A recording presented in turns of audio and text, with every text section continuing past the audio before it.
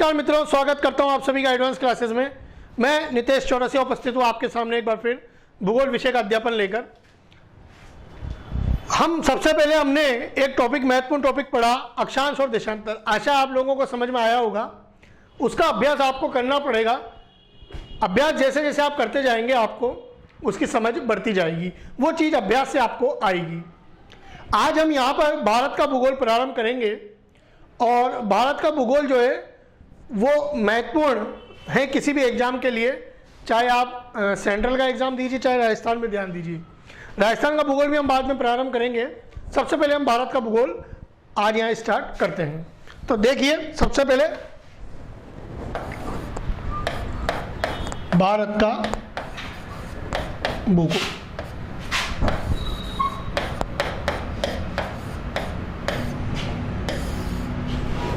ठीक है, तो सबसे पहले आप एक बात ध्यान रखिए कि जो चीज़ हम पढ़ते हैं, जैसे मान लीजिए हम राजस्थान पढ़ रहे हैं या भारत पढ़ रहे हैं, जो भी हम पढ़ रहे हैं उसका एक मानचित्र आप अवश्य लीजिए। जब भारत है, भारत का एक बड़ा मानचित्र आप ले लीजिए ताकि आप घर पर पढ़ सकें। एक राजनीतिक मानचित्र खरीद लीजिए। मानचित्र से पढ़ने में आपको आशा होगी, आसानी होगी काफ़ी हद तक। इंग्लिश में पॉलिटिकल बोलते हैं, हिंदी में राजनीतिक मानचित्र। एक प्राकृतिक भी आता है, वो अभी लेने की जरूरत नहीं है, आप चाहें तो बाद में ले सकते हैं उसको भी। और यदि किसी के पास एटलस हो, एटलस में मैं साइकिल की बात नहीं कर रहा हूँ, एटलस जो मैप बुक होती है, मैप बुक जो आती है बाजार में, वो आप खरीद सकते हैं एटलस, उससे भी आप पढ़ सकते हैं। तो ये चीज़ें आपके पास उपलब्ध होनी चाहिए अच्छी तरह अध्ययन करने के लिए, क्योंकि भूगोल ऐसा विषय जो मानचित्र के आधार पर चलता है। मानचित्र से चीज़ों को समझना काफ़ी आसान हो जाता है। तो मैं आशा करता हूँ कि आप ये लोग खरीद लेंगे अपने आप। अब आगे बढ़ते हैं अपन और देखते हैं कि सबसे पहले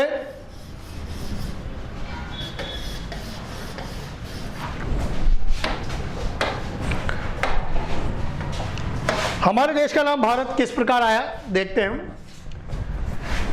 हम सब किसकी संतान है? आर्यों की। आर्यों के एक राजा हुआ करते थे, राजा दुष्यंत। और आपने सुना होगा इनकी पत्नी थी शकुंतला। इनके एक पुत्र थे जिसका क्या नाम था? भरत। तो इन भरत नाम के राजा के आधार पर ही हमारे देश का नाम क्या रखा गया? भारत रखा गया। तो ये कह सकते हैं कि आर्यों के राजा दुष्यंत के पुत्र भरत के नाम पर हमारे देश का नाम क्या रखा गया? भारत रखा गया। और प्राचीन समय से ही हम देखें तो हमारे देश को वैसे भारतवर्ष कहते चले आए हैं कि प्राचीन समय से ही भारतवर्ष कहा जाता था। कई भरत नाम के ऋषि मुनि हुए, बहुत ही प्रतापी, जिनका प्रताप बहुत दूर दूर तक था। ऐसे ही भरत नाम के जो राजा थे, ये भी काफ़ी साहसी राजा थे। और इन्हीं के नाम पे बाद में फिर हमारे देश का नाम या उस भूमि का नाम जहाँ पे हम रहते थे, भारत रखा गया। फिर कुछ लोग जैसे अरब से हमारे यहाँ आए बाद में, इनमें से ईरान वासी प्रमुख रूप से ईरान वासी ले, तो ये हमारे यहाँ एक नदी बहती है, सिंधु नदी। सिंधु नदी को जो ईरान वासी है, ये सिंधु नदी को क्या पुकारते थे? हिंदू नदी। हिंदू नदी पुकारा करते थे। सिंधु नदी को हिंदू नदी पुकारते थे। और इस आधार पर इन्होंने हमारे देश को जो नाम दिया वो है हिंदुस्तान। हिंदुस्तान नाम दिया।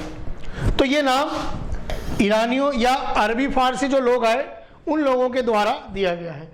यानी ये स को क्या पुकारते थे? ह। स को ह बोलते थे। इस आधार पर सिंधु नदी को हिंदू नदी पुकार देते थे और उस आधार पर इन्होंने ये हिंदुस्तान नाम भी हमें दिया था। फिर यूनानवासी भी आए भारत में, यूनानवासी। यूनानवासी इसी सिंधु नदी को इंडस नदी कहते थे।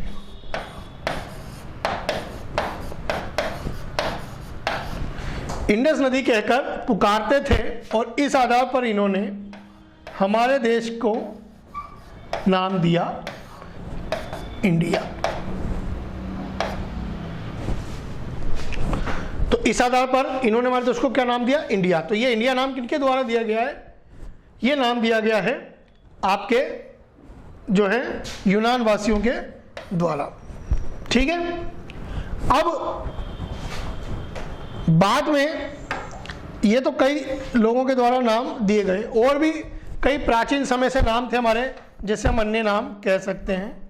जैसे आर्यों का शासन था तो क्या कहते थे इसे? आर्यावर्त भी कहा जाता था।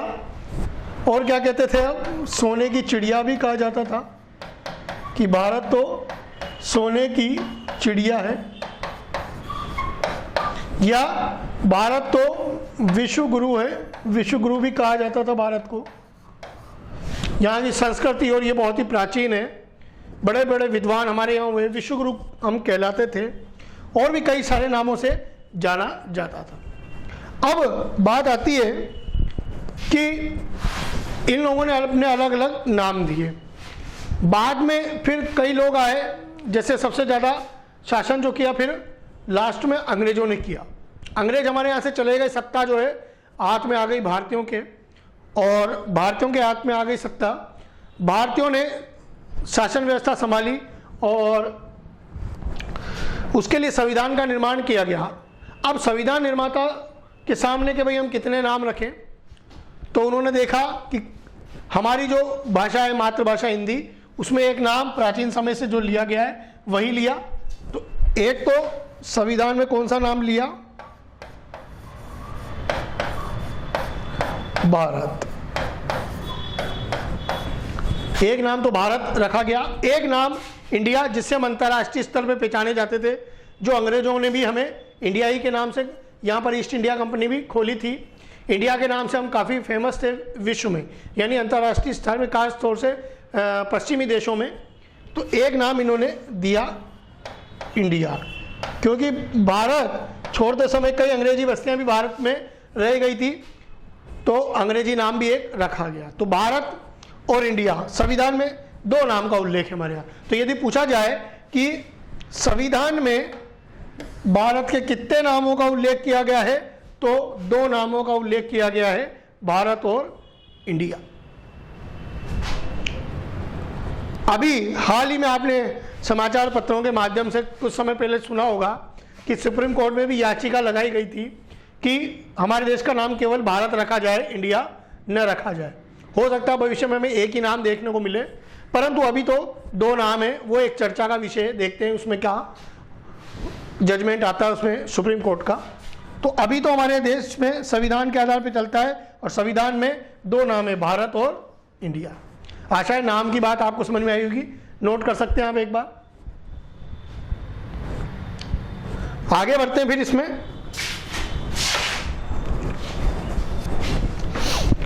अब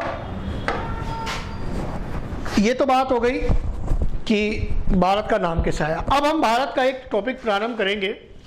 टॉपिक का नाम है सामान्य परिचय।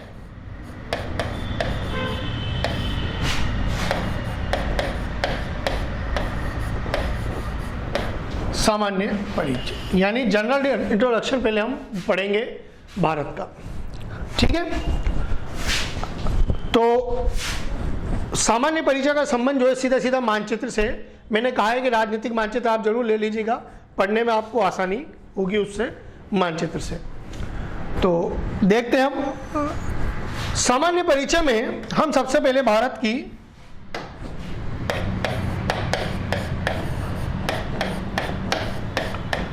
स्थिति के बारे में समझने का प्रयास करेंगे।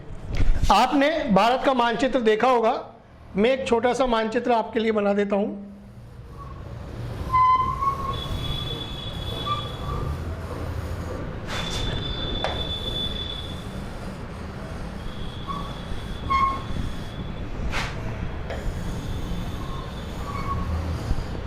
समझने के लिए एक छोटा सा मानचित्र मैंने आपके लिए बना दिया भारत का। तो देखिए आप कि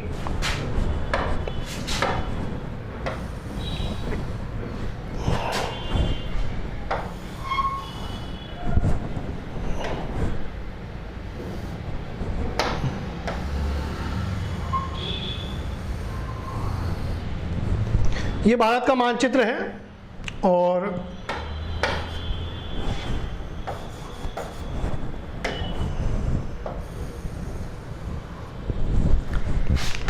इससे आप थोड़ा समझने का प्रयास कीजिएगा। स्थिति हम किसके आधार पर देखते हैं? अक्षांश और देशांतर।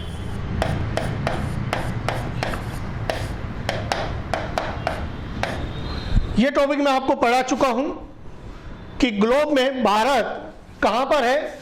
उत्तरी गोलार्ध में और पूर्वी गोलार्ध। तो ये तो बात हो गई ग्लोब की कि उत्तरी और पूर्वी गोलार्ध में है भारत, ठीक है।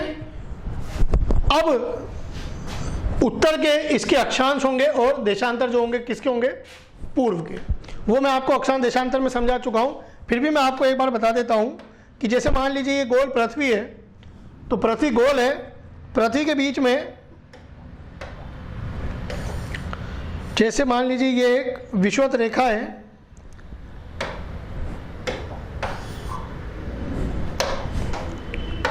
और बीच में क्या है?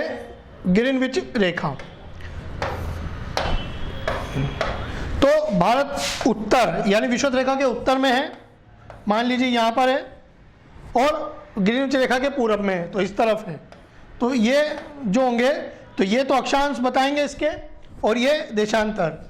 अक्षांश देशांतर वही डिग्री में कितने यानी कितने कोणीय स्थिति पर है, ये मैं आपको समझा चुका हूँ।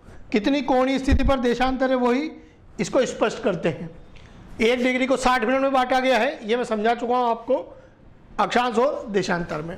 तो अब इसके जो अक्षांश और देशांतर हैं वो कितने हैं? देखिए, इसका जो अक्षांश प्रारंभ होगा वो यहां से प्रारंभ होगा,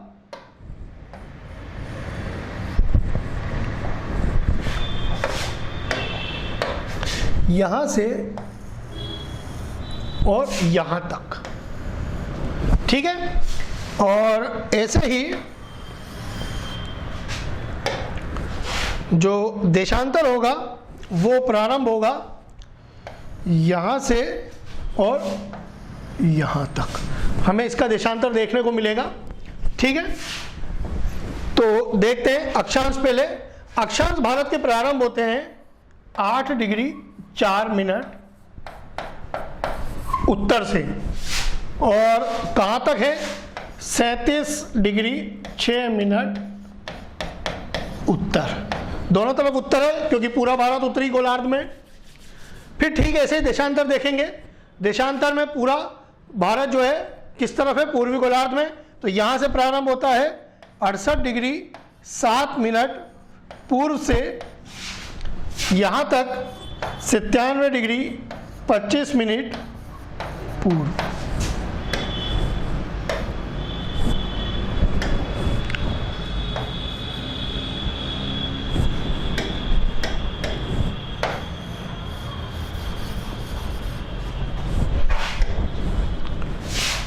नाइन्टी 97 डिग्री 25 मिनट पूर्व देशांतर, ठीक है। तो ये इसकी अक्षांश और देशांतर स्थिति है। तो यहां हम लिख सकते हैं कि अक्षांश जो हो गया वो हो गया 8 डिग्री 4 मिनट उत्तर से 37 डिग्री 6 मिनट उत्तर, और देशांतर जो है वो हो गया आपके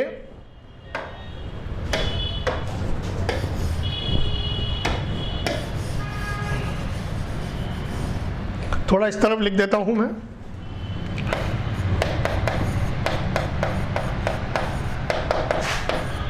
68 डिग्री 7 मिनट पूर्व से 97 डिग्री 25 मिनट पूर्व।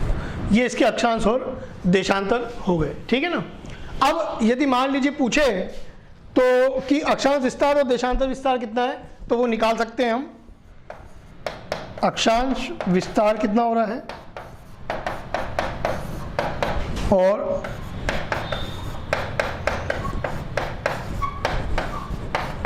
देशांतर विस्तार कितना हो रहा है। अक्षांश विस्तार निकालने के लिए इसमें से ये घटा देंगे, 6 मिनट में से 4 मिनट गए 2 मिनट, 37 डिग्री में से 8 डिग्री गए तो 29 डिग्री, 2 मिनट का तो बचा आपके अक्षांश विस्तार हो रहा है भारत का। देशांतर विस्तार उसमें से ये घटा दीजिए, 25 में से 7 गए तो 18 मिनट, 97 में से 68 गए तो 29 डिग्री, 18 मिनट का देशांतर विस्तार होता है भारत का लगभग। तो आशा है कि आपको ये चीज़ समझ में आई होगी, तो आप इसे नोट कर लीजिए पहले अच्छे से। फिर आगे बढ़ते हैं। भारत की स्थिति के बाद भारत का हम विस्तार समझते हैं।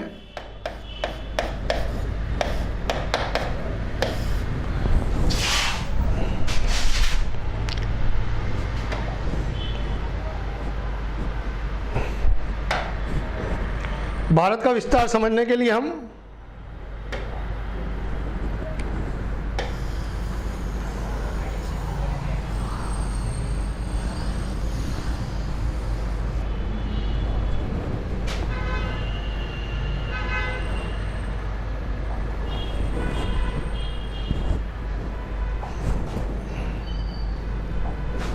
इस मैप को हम यहां ले आए हैं। वापस ये मैप देख लीजिए। मैप आपको स्पष्ट नजर आ रहा है।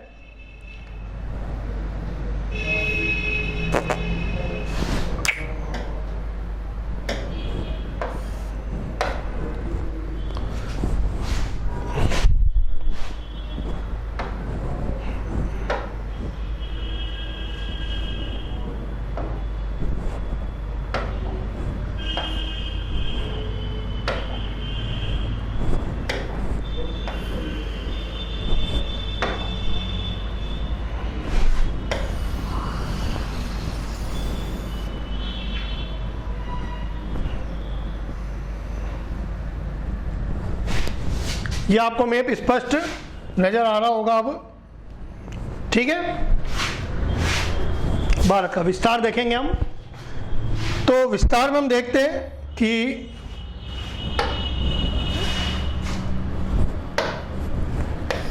भारत का उत्तरी बिंदु, सबसे पहले भारत का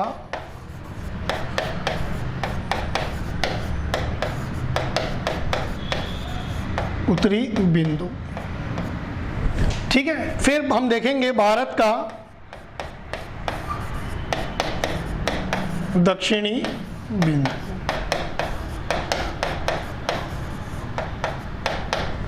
ठीक है। फिर हम देखेंगे भारत का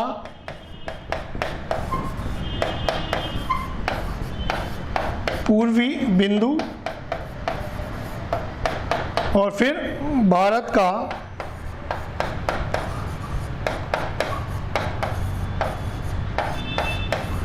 पश्चिमी बिंदु, ठीक है। 4 बिंदु हम देखेंगे। उत्तरी बिंदु, भारत का उत्तरी बिंदु यहां पर होगा, इस जगह पे, जिसका क्या नाम है, इंदिरा कॉल। इंदिरा कॉल इसका नाम है।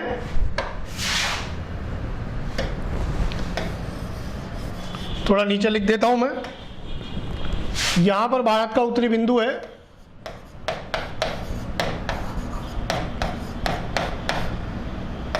इंदिरा कॉल, जो कि अभी वर्तमान में लद्दाख में आ रहा है, यानी इंदिरा कॉल जो कि लद्दाख क्षेत्र में है, ठीक है। फिर भारत का दक्षिणी बिंदु जो यहां पर होगा, इस जगह पर, वो है केप कैमोरिन। केप कैमोरिन जो कि कन्याकुमारी के आसपास है, कन्याकुमारी पर है मतलब, और जो कि तमिलनाडु में आता है।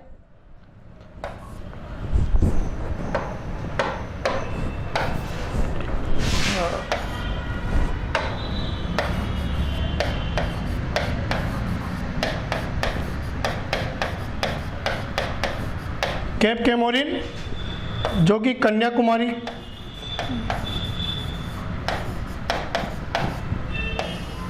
के पास है और ये आता है तमिलनाडु में, तमिलनाडु। फिर पूर्वी बिंदु जो यहाँ पर होगा जिसका नाम है किबिथु, किबिथु। किबिथु कहाँ पर है?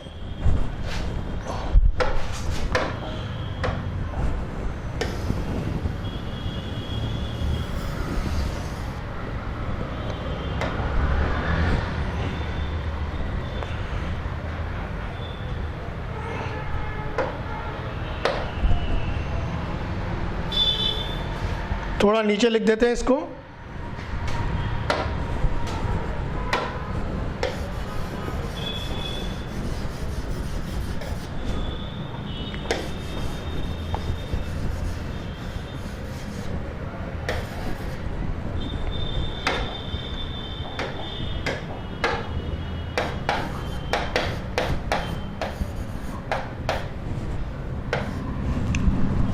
ठीक है,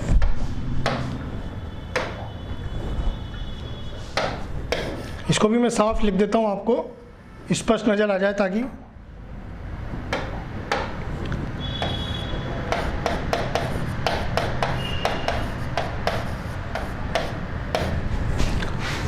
ठीक। पूर्वी बिंदु किबिथु,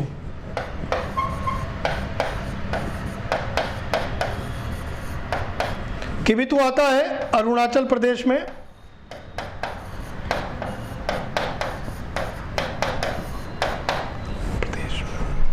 और पश्चिमी बिंदु इस जगह यहाँ पर, भारत का पश्चिमी बिंदु यहाँ होगा, ये है गुहार मोती।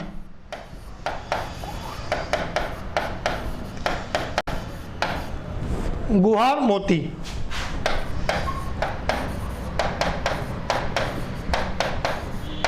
जो कि गुजरात में आता है।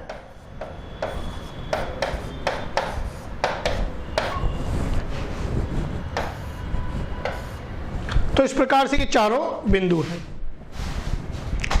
अब यदि हम देखें तो भारत का उत्तरी बिंदु से दक्षिणी बिंदु तक विस्तार देखेंगे और पूर्वी बिंदु से पश्चिमी बिंदु तक विस्तार हम देखेंगे।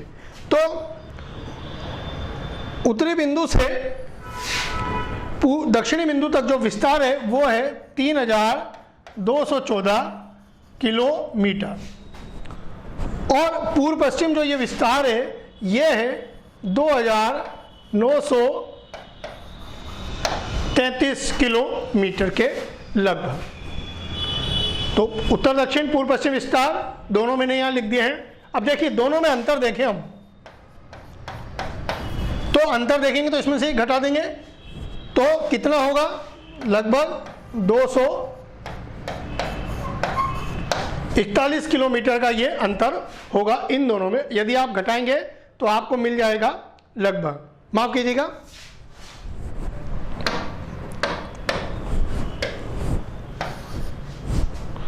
281 किलोमीटर का लगभग ये अंतर होगा इन दोनों में।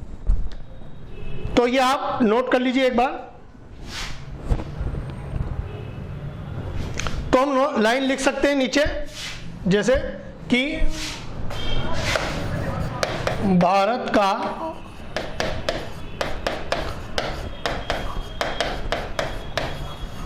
उत्तरी बिंदु से दक्षिणी बिंदु तक कुल विस्तार बराबर 3214 किलोमीटर। ठीक है, ऐसे ही फिर अगले लाइन में हम क्या लिख सकते हैं कि भारत का पूर्वी बिंदु से पश्चिमी बिंदु तक कुल विस्तार बराबर 2933 किलोमीटर। ठीक है, नीचे लिख दीजिए दोनों में अंतर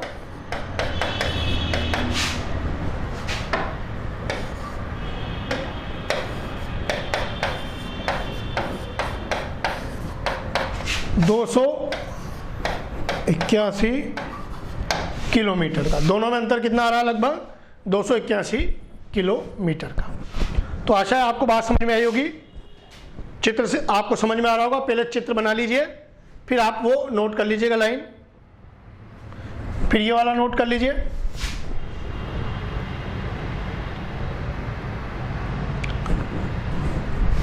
तो आपको चीज समझ में आ गई होगी, मैं ऐसे ही आशा करता हूं। आगे बढ़ते हैं, फिर इसके बाद और चीजें देखने का प्रयास करते हैं।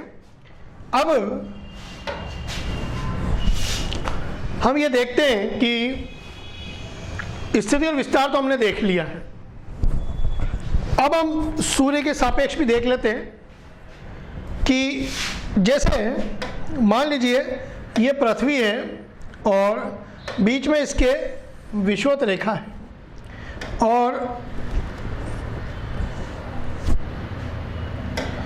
यहां पर सूर्य है। तो सूर्य से जो किरणें आती हैं वह विषुवत रेखा के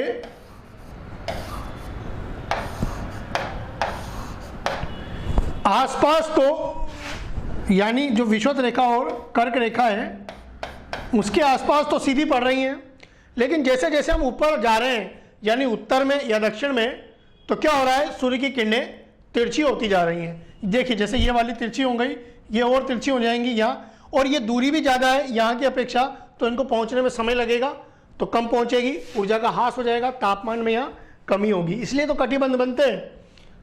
ताप कटिबंध इसलिए बनते हैं अक्षांश के आधार पर। मैंने बताया था आपको अक्षांश देशांतर टॉपिक में कि ताप कटिबंध का हम देखेंगे कि अक्षांश के आधार पर ताप कटिबंध बनते हैं। तो अब देखिए ये चीज मैंने यहां समझाने का आपको प्रयास किया कि जैसे जैसे हम विषुवत रेखा से उत्तर या दक्षिण की ओर जाते हैं तो सूर्य की किरणों का तिरछापन बढ़ता जाता है। अब इसको हम भारत के मानचित्र पर इसको हम लेकर आते हैं।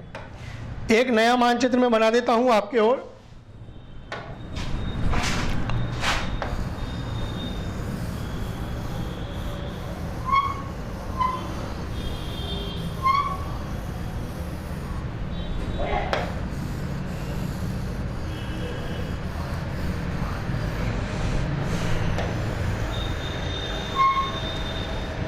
ये जैसे भारत का मानचित्र एक, तो इसमें देखिए आप कि ये दक्षिणी भाग है, ये उत्तरी भाग है। सूर्य की किरणें यदि हम पूछे थे कि सूर्य की किरणें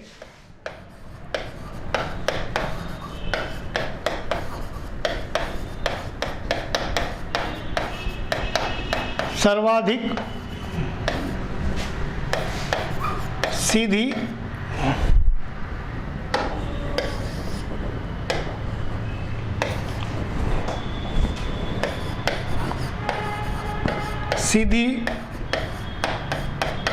पड़ती हैं, तो कहां पड़ती हैं? तमिलनाडु में, कन्याकुमारी में, या राज्य हम ले सकते हैं कि तमिलनाडु में। ठीक है,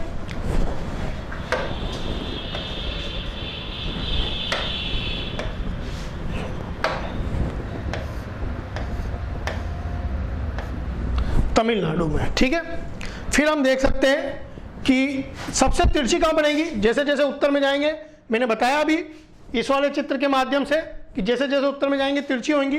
तो देखिए कि जैसे जैसे हम उत्तर में जाएंगे तो तिरछी होंगी, तो लिखेंगे सूर्य की किरणें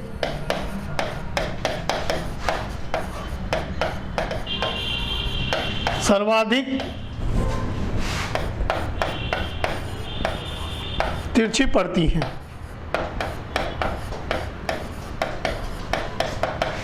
कहां पड़ती है सर्वाधिक तिरछी? लद्दाख क्षेत्र में। तो ये हो गया इसका आंसर कि लद्दाख में सबसे ज्यादा तिरछी किरणें पड़ेंगी।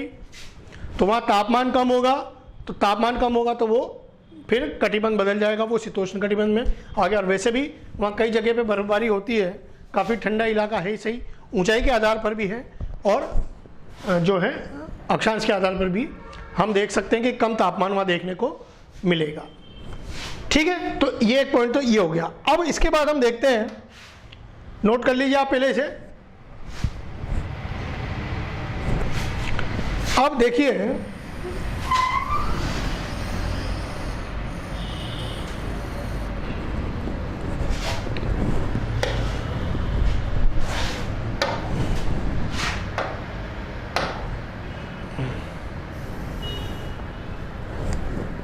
ये आपको नजर आ रहा है स्पष्ट? मैं इसको बीच में ले लेता हूं।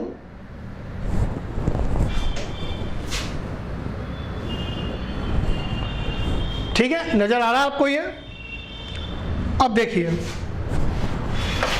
कि सबसे पहले सूर्योदय हमें पता है कि कहां होता है? पूर्व में। तो सबसे पहले कहां होगा? यहां पर अरुणाचल में। और सबसे बाद में पश्चिम में होता है तो कहां होगा? गुजरात में या राजस्थान में। तो एक क्वेश्चन ये बनता है कि सूर्य सबसे पहले उदय होता है, यहां हम भारत के संदर्भ में बात करते हैं, भारत में सूर्य सबसे पहले उदय होता है अरुणाचल प्रदेश में। और सबसे बाद में कहां उदय होता है? तो सूर्य सबसे बाद में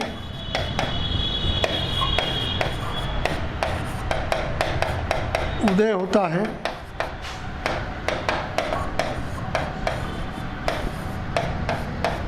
गुजरात में। सबसे बाद में होता है गुजरात में। तो यहां पे सूर्य सबसे पहले उदय होता है, यानी सूर्य की किरणें पहले यहां पड़ती हैं और सबसे बाद में कहां पड़ती हैं? गुजरात राज्य में या इसके ही पैरेलल राजस्थान भी, राजस्थान राज्य में। तो आशा है कि ये वाली बात भी आपको समझ में आई होगी।